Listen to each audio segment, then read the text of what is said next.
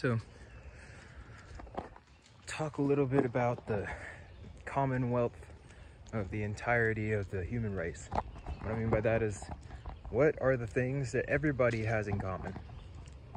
What are the things that, no matter what human you speak to or see or anything, what are the things that you can always look for and find inside of somebody or something? So, from what I've found, I figured that the truth of what we're seeking is bliss. We're looking for bliss. We're looking for happiness, satisfaction, peace, bliss, ecstasy. There's many words to use, which are just all different aspects of bliss. So we're all seeking bliss. Even evil people are seeking bliss. They just don't know how to go about getting it. So the commonwealth of the entirety of the human race is that we're all seeking bliss. We're like a moth to a flame, and we can't handle it, in the sense that we're being pulled towards the bliss, even if we're completely unconscious towards what's doing it. And then, you know, sometimes the moth goes towards the flame, sometimes it'll go towards the light. This is just metaphorical, but like if it lands on the light, then most likely it experiences a warm sensation, maybe a good feeling. But if it flies into a flame, then it expires and it completely combusts and disappears. So as a human race, some of us are like moths flying towards the light of warmth and happiness, and some of us are like the moths that are flying towards the flame, which is like tamasic desires, which bring you into suffering. And we do this over and over and over again with everything that we do, because everything we do is motivated by a seeking for bliss, a desire for happiness, or desire for contentment, anything like that. So the reason why I'm saying this is because it's pretty, like, once you really go deep into it and you look at every single one of your actions, you come to realize, once your ego stops like trying to take so much part in it, you start to realize that everything that you've done, now think about it, right? You've been motivated by feeling like if you sat down and you felt infinitely comfortable, then you would never get up and you would never actually do anything.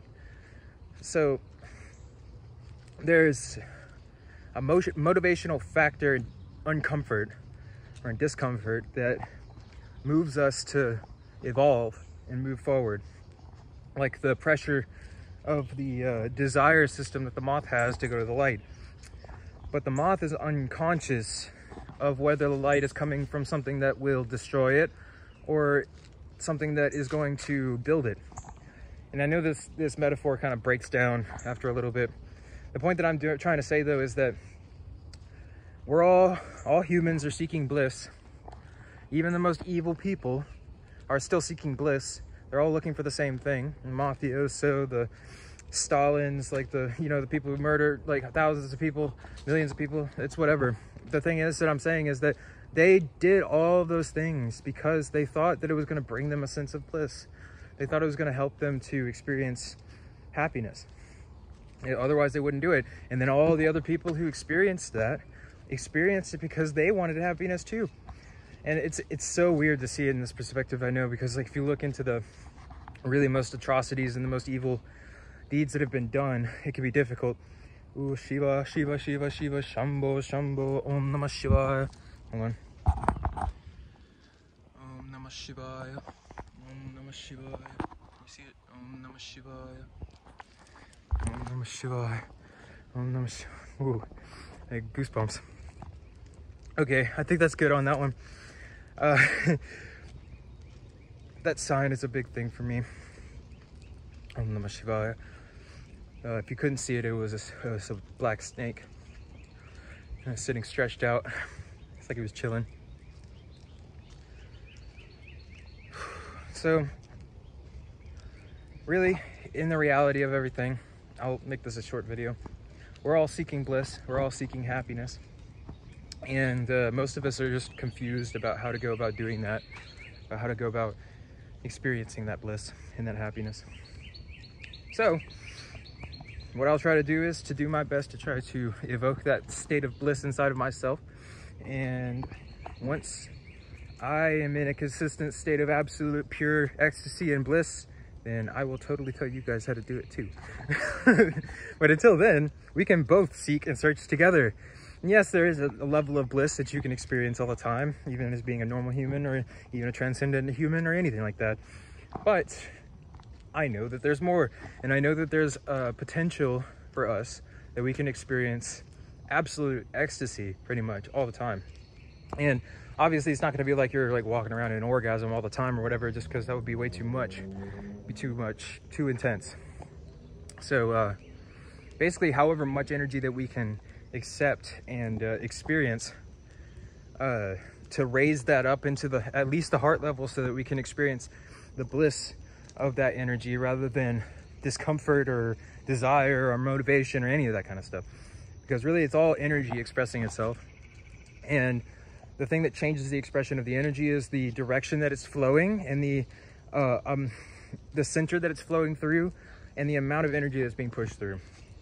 So when the energy is being directed downward, it causes negative experience, and when the energy is being directed upwards, it causes positive experience. And the more energy that's coming through, the stronger the experience is going to be. And the energy centers, they're the most open, are going to be the ones that you experience the most energy flowing through. So if you have, say, only your root and sacral chakra open, then when you experience the energy of Shakti, or God's energy, then the only thing that you're going to experience is a lot of stimulation in your root and sacral chakra. And then you're going to think that ecstasy is just some sexual bliss, when in reality it's so much more than that.